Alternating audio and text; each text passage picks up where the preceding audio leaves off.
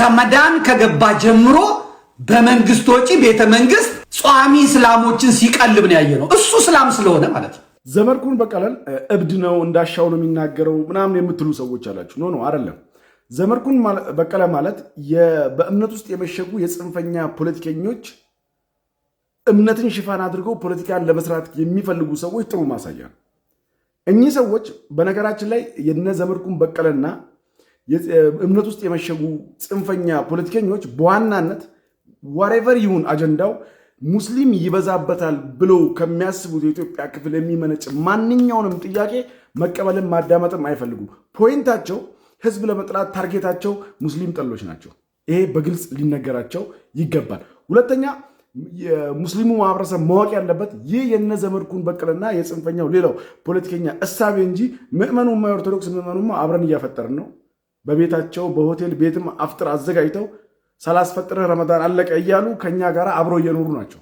ህልመኞቹ ጽንፈኞች ግን ኢትዮጵያ ሰላማዊ ናት፣ ኢትዮጵያ ፍትሃዊ ናት፣ የዜጎች መብት ተረጋግጧል ብሎ የሚያስቡት ሙስሊሙ ሁሌ ስለ መብቱ ሲታገል ሲያዩ፣ ሙስሊሙ ከኢትዮጵያ ፖለቲካ ላይ፣ ከኢትዮጵያ ኢኮኖሚ ላይ፣ ከኢትዮጵያ እያንዳንዱ ነገር ላይ ተገፍቶ ሲያዩት ኢትዮጵያ ፍትሃዊ ናት ብለው ያስባሉ።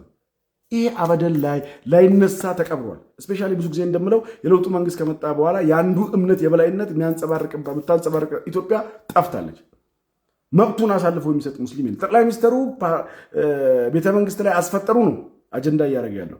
የሙስሊሙ ማህበረሰብ እንኳን ሊያፈጥር ቀርቶ እነሱ የሚናፍቁት የኢድ ሰላት ከዚህ ቀን በኋላ አለብኝ ረመዳን ደርሷልና በሬዲዮ ይታወጅልኝ ብሎ ቤተመንግስት በራፍ 2 እና 3 ሸቆችን አሚሮቹን ልኮ ሲለምን ማየት ነው የሚፈልጉት።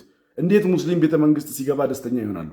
ህልማቸው ፖለቲካውንም በአፄዎቹ ዘመን እንደነበረው የኢትዮጵያ ኦርቶዶክስ ተዋሕዶ ቤተክርስቲያን ፖለቲካል ፓወር እንዲኖራት ነው የሚፈልጉት።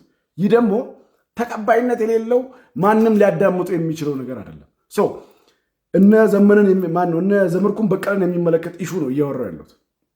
የነ ዘመድኩን በቀለ እሳቤ ኢትዮጵያ ውስጥ ሙስሊሙ ተገፍቶ ስለመብቱ እየታገለ እንዲኖር ሲመኙ ይኖራሉ እንጂ ኢትዮጵያ ውስጥ አሁን ላይ ከዚህ በኋላ የኢትዮጵያ ሙስሊሞች ተገፍተው እንደ ሁለተኛ ዜጋ ተቆጥረው መብቶቻቸው ተነፍጎ የሚኖርበት ጊዜ ላይመለስ እንዳከተመ ንገሩት ለዘመድኩን በቀለ።